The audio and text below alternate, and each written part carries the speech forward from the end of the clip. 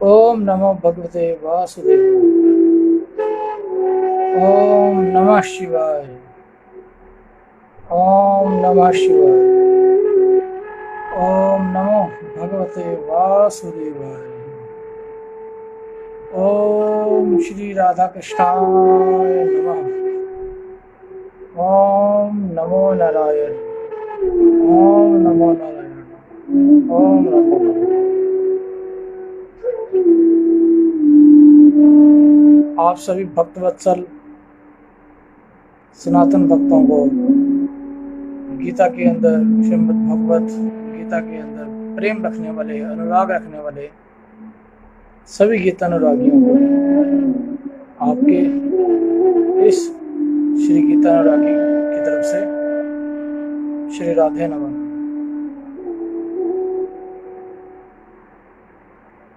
हरि अनंत हरि कथा अनंत। आपने भी सुना होगा कि कहा जाता है कि हरि अनंत हरि कथा अनंता, कहत सुनत बहुविधि बहुसंता।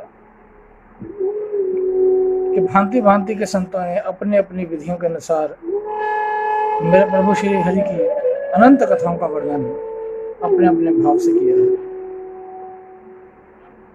मेरे हरि इतने महान हैं कि न केवल वो स्वयं बल्कि उनके साथ जुड़े हर किसी की अपनी कथा है। और भक्तों, कथाओं का एक भाव होता है। कथा किसी व्यक्ति, किसी शख्सियत, किसी की कहानी नहीं होती। कथा महाकाव्य कब होती है? जब उस कथा के साथ भाव जुड़ जाता है। मेरे श्री हरि विष्णु की जितनी भी कथाएं, वो केवल कथाएं नहीं है, वो भाव कथाएं हैं। उनमें भाव छिपे हैं। हर छंद में भाव है, हर श्लोक में भाव है, हर पहरे में भाव है, हर पन्ने पे भाव है। धर्म कथाएं, मेरी कृष्ण कथाएं, पल में हंसाती कथाएं, पल में रुलाती कथाएं, कभी गंभीर करती कथाएं और कभी गुनगुनाती कथाएं। हरि अनंत हरि कथा अनंत। भक्तों, कहने को आए तो कभी पूरे जीवन का सार केवल एक शब्द या दो शब्दों में ही बीत जाता है। और कभी कहने को आए तो जीवन के एक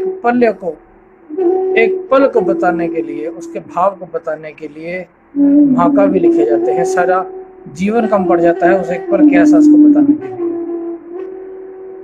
वो कभी कहते हैं ना कि किसी से पूछो, अरे भाई जिंदगी कैसी चल रही है? बोले कि भैया मजे में। दो शब्द, मजे में। इन दो शब्दों में उन्होंने अपना सारा जीवन बता दिया। और कभी किसी प्रेमी से पूछो कि जब उसने अपने प्रेमी को सबसे पहली बार देखा था क्या एहसास था। किसी भक्त से पूछो जब उसे भगवान का पहली बार साक्षात्कार हुआ था तो कैसा लगा था। मीरा रानी से श्री कृष्ण के बारे में पूछो, श्री कृष्ण से राधा रानी के बारे में पूछो। उन एक पलों में सदियां निकल जाए इतनी कहानियां होती हैं।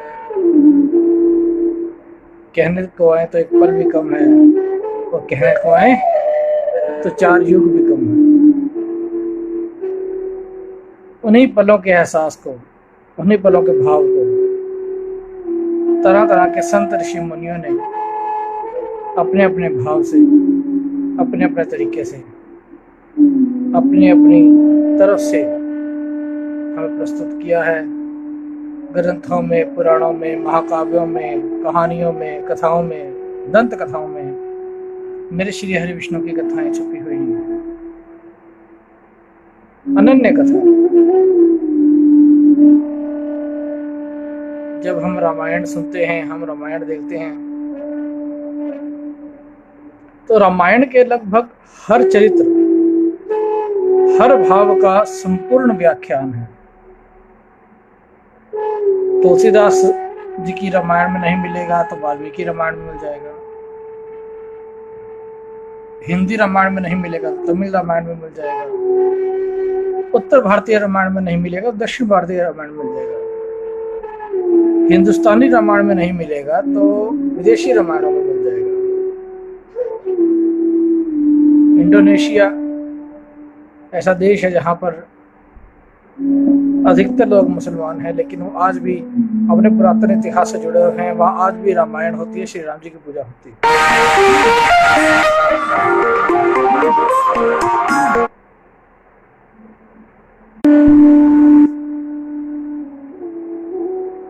श्री राधे।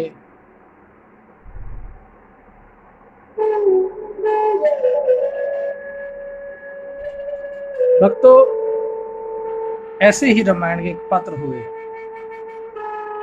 प्रभु श्री राम के वंशक लव और कुश। लगभग हर चरित्र के बारे में अनन्य जगह पर अनन्य भाव में लिखा गया, लेकिन मेरा ये मानना है कि प्रभु लव कुश के बारे में बहुत कम लिखा गया। काफी किंवदंतियां रही, दंत कथाएं रही, अलग अलग ऋषि मुनियों ने बताया, लेकिन लव कुश जी की कथा जो है उसका मुख्य जो भाव है प्रभु राम जी से मिलने तक का ही है। प्रभु राम जी से मिलने के बाद, मैया सीता से भी छोड़ने के बाद प्रभु लव कुश के बारे में अधिक न लिखा गया है न पढ़ा गया है। हाँ, सिर्फ ये बता दिया गया है कि युवावस्था होने के बाद उनको कौन कौन से राज्य दे दिए गए, राज्य का भार दे दिया गया। लेकिन जब प्रभु श्री राम वैकुंठ लोक को वापस गए तो उस समय और उसके पश्चात श्री राम के पुत्रों श्री लव और श्री कुश के बारे में कोई नहीं जानता, कोई कथा नहीं। भक्तों, जवान लव और कुश के बारे में कोई कथा हुई या नहीं हुई, ये जानना भावपूर्ण हो भी सकता है और नहीं भी हो सकता, लेकिन भगवान की संतान होने के कारण लव और कुश अपना एक बहुत ही महत्वपूर्ण स्थान रखते हैं हिंदुस्तान के सनातन के इतिहास के अंदर। छोटे छोटे बच्चे, आपके आस पड़ोस में छोटे बच्चे रहते होंगे, आप स्वयं जब बच्चे थे या आपके खुद के बच्चे हैं, बालपन के अंदर किसी भी शिशु का जो परम मित्र होती है उसकी माँ होती है। पहला प्यार कहते हैं कि माँ का प्यार होता है, पहला दोस्त माँ होती है, पहला शिक्षक माँ होती है, पहला गुरु माँ होती है, माँ तो भगवान होती है। लेकिन आपके, मेरे, हमारे जैसे इंसान जिनको हरि कृपा से माता और पिता दोनों का सुख मिला, परिवार का सुख मिला, दादा दादी चाचा चाची सबका सुख मिला, लेकिन उसके उलट वो नन्हे बालक लव और कुश जिन्होंने होश संभाला तो उन्हें उनके पिता का नहीं पता है। दादा दादी, नाना नानी, चाचा चाची, ये रिश्ते क्या होते हैं उन्हें पता ही नहीं था। उनका कोई मित्र था तो उनकी माँ, उनका कोई गुरु था तो उनकी माँ, माँ ही पिता थी, माँ ही दादा, माँ ही दादी, सभी रिश्ते नाते उन्होंने सिर्फ सीता मैया में देखे। उन्हें सीता मैया ने उन्हें पाला पोसा, कभी भी एहसास नहीं होने दिया किसी भी प्रकार की कमी का। भक्तों, सोचो उन छोटे छोटे बच्चों से जब माँ दूर हो गई, सीता मैया तो चली गई ना, लेकिन वो बच्चे, वो नन्हे बालक जिन्होंने एक पल पहले ही प्रभु श्री राम के रूप में पिता को पाया, दादा दादी, नाना नानी, संपूर्ण परिवार को पाया, और एक ही पल के अंदर मैया सीता से विछोड़ा होते ही उनकी दुनिया उजड़ गई।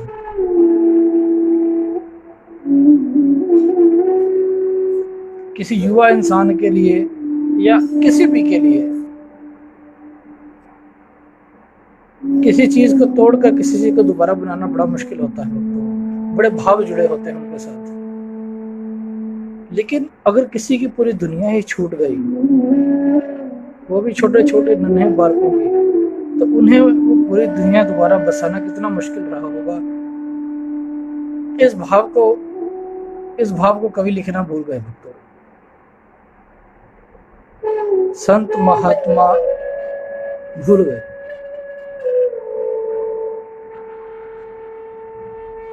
वो छोटे छोटे बच्चे जो आश्रम की लटाओं में बतले, उन्हें आज वो खूबसूरत महल भी डरावना लगता था। ऊंची ऊंची दीवारें उन्हें खाने को दौड़ती थी। वो माँ के आंचल की ठंडी हवा, वो माँ की खुशबू, वो माँ की गोद की नरमाई, वो उन्हें मलमल के गद्दों में नहीं मिलती थी। अंधेरे के अंदर छुप जाकर जब वो सोए होते थे, वो सोए नहीं होते थे, वो डरे होते थे।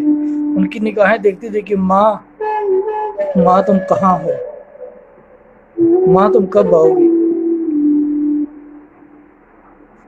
माँ हमें तुम्हारी याद आती है। वो छोटे छोटे बालक लवकुश, जिन्हें शायद जीवन और मृत्यु के भाव का भी ज्ञान नहीं था, अपनी माँ को खो दिए।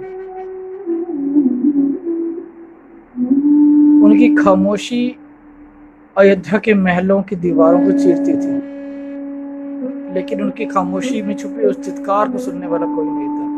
वो कहते थे, माँ यहाँ पर सभी हैं, चाचा हैं, चाची हैं, नानी हैं, दादियां हैं, हमें सब बड़ा प्यार देते हैं माँ, लेकिन हमें कुछ नहीं चाहिए, हमें सिर्फ तुम चाहिए। माँ, ये सोने चांदी के बर्तनों के अंदर वो तेरी मिट्टी के बर्तनों की में बनी सब्जी का स्वाद नहीं आता माँ। वो जब हम तुम्हारे साथ जाते थे ना जंगल में लकड़ी काटने, और उन लकड़ी के चूल्हे पे सजाकर तुम खाना बनाती थी, उन मिट्टी के बर्तनों में जो तुम खाना बनाती थी माँ, इन सोने चांदी के बर्तनों में तुम्हारी मिट्टी के बर्तनों के खाने का स्वाद नहीं। एक बार आ जाओ माँ, एक बार आकर हमें अपने गले से लगा लो माँ। पिताजी आते हैं कभी कभी, लेकिन वो राजा राम है, संपूर्ण धरा के स्वामी हैं। वो आते हैं, हमें पास बुलाते हैं, हमें देखकर चले जाते हैं।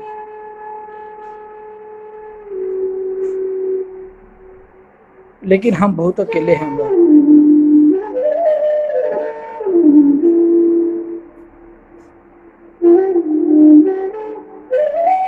माँ कहाँ है?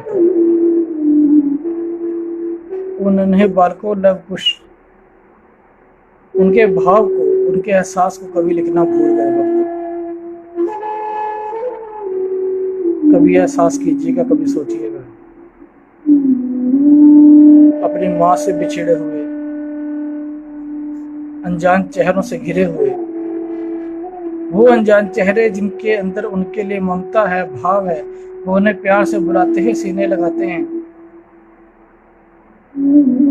लेकिन माँ कहीं नहीं मिलती।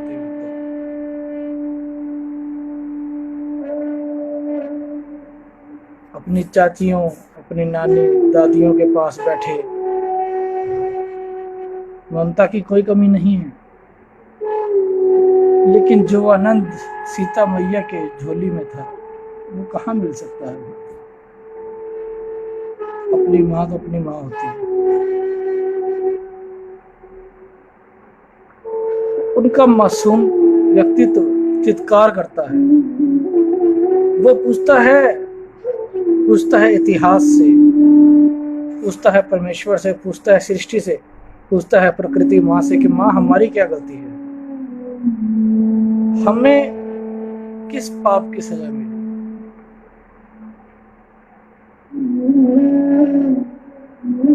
श्री राम ने अपना फर्ज निभाया, मैया सीता ने अपना फर्ज निभाया, सभी ने अपना फर्ज निभाया, अपने कर्तव्य निभाए। तो क्या हमारे प्रति किसी का कोई कर्तव्य नहीं था? हम छोटे बालकों को किसके सहारे छोड़कर जा रही हो माँ? किसके सहारे छोड़कर चली गई हो माँ? माँ तुम आ जाओ।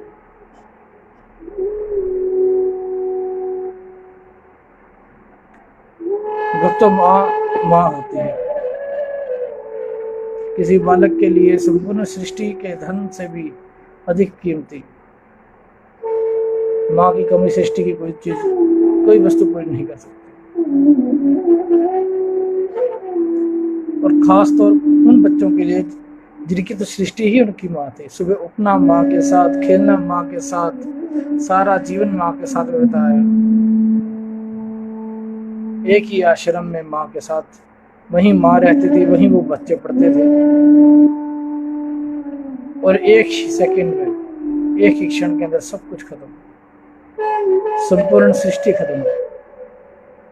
वो आश्रम की मिट्टी के घरों के बदले महल आ गए, वो घास फूस के आसनों के बदले में रेशम के आसन आ गए, वो मिट्टी के बर्तनों के बदले में सोने चांदी के आसन बर्तन आ गए, वो साधु वेश की जगह राजकुमारों के कपड़े आ गए। हर चीज के बदले में कुछ ना कुछ आ गया भक्तों, लेकिन माँ के बदले में कुछ नहीं आया। भगवान श्री राम सब कुछ बन गए, लेकिन वो माँ सीता नहीं बन पाए। भगवान श्री राम ने हर किसी की कमी दूरी कर दी, लेकिन वो लव कुश की कमी दूर नहीं कर पाए। उनके जीवन में जो माँ की कमी थी वो दूर नहीं कर पाए। मैं आज भी जब कभी रामायण पाठ करता हूँ या टीवी पर रामायण देखता हूँ, तो लव कुश को देखकर मेरी अंतरात्मा के अंदर वही ज्वलन उठती है, वही आग उठती है, वही दर्द उठता है। इनका क्या कसूर था?